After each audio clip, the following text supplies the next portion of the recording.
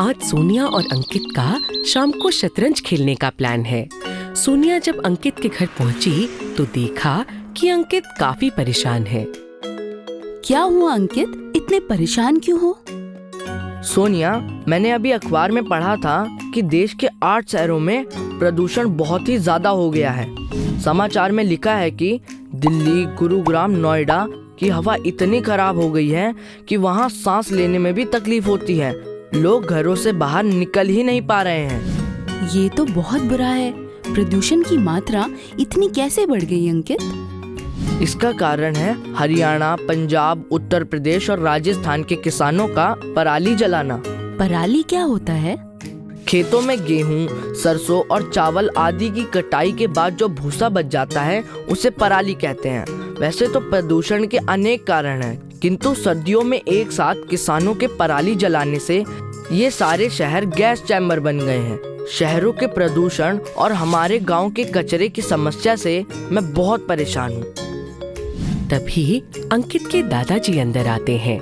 अंकित के दादाजी पर्यावरण विभाग में काम करते हैं। बेटा, परेशान होने से क्या होगा? क्या हमें इन समस्याओं से निपटने के लिए कुछ करना नहीं चाहिए? दादाजी, हम तो बच्चे हैं, हम क्या कर सकते हैं? ये बताओ, तुम्हारे हिसाब से ये समस्याएं कैसे हल हो सकती हैं?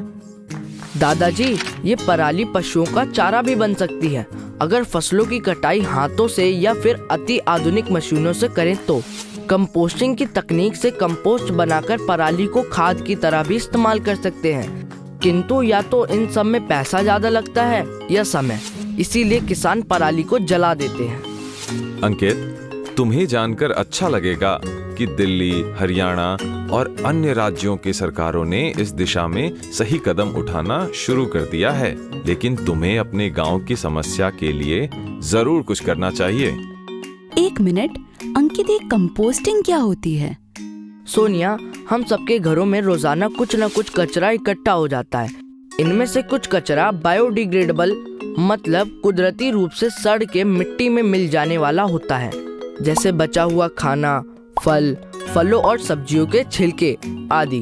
इसका अर्थ है कि यदि हम इस कचरे को मिट्टी में दबा दें तो कुछ दिनों में मिट्टी में पाए जाने वाले सूक्ष्म जीवाणु इसे विघटित कर देते हैं, यानी कि गला देते हैं। इस तकनीक को कंपोस्टिंग कहते हैं और गले हुए कचरे को कंपोस्ट यानी खाद कहते हैं।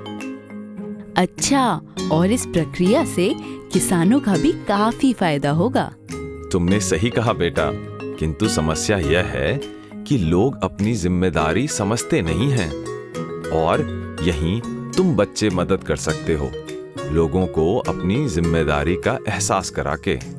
अच्छा, क्या तुम बता सकते हो कि हम कंपोस्टिंग की गति कैसे बढ़ा सकते हैं? बिल्कुल, हम इसके लिए लाल केंचुओं का प्रयोग कर सकते हैं। बायोडिग्रेडेबल कचरा लाल केंचुओं का भोजन होता है। यदि हम कंपोस्टिंग के लिए बनाए गए गड्ढों में मिट्टी के साथ ऐसा कचरा डालें तो केंचुए बहुत ही जल्द इसको खाद में बदल देंगे। मिट्टी को हल्का गीला रखने और खुरपे से भुरभुरा करने से केंचुओं के लिए उसमें सांस लेना और रेंगना आसान हो जाता है। बहुत अच्छे। अंकित, हमें गांव की सामूहिक जमीन पर ऐसे कई गड्ढे बनाने चाहिए। उसके बाद हम सब स्कूल के दोस्त मिलकर गांव के हर घर से ऐसा कचरा इकट्ठा करके उसका कंपोस्ट बना दिया करेंगे। जब हम बच्चे ऐसा करेंगे तो कुछ समय बाद सब लोग ऐसा करने लगेंगे। शाबाश बेटा, लेकिन ये केवल आधा इलाज हुआ। क्या मतलब? ये इलाज तो विगलित यानी डिकम्पोज हो सकने वाले कचरे का हुआ। उस कचरे का क्या करोगे जो विगलित नहीं होता? हाँ दादाजी, सबसे बड़ी समस्या तो हमारे सामने यही होगी। हमें घर घर जाकर सभी को पहले कचरे को अलग करके फेंकने के लिए प्रेरित करना होगा।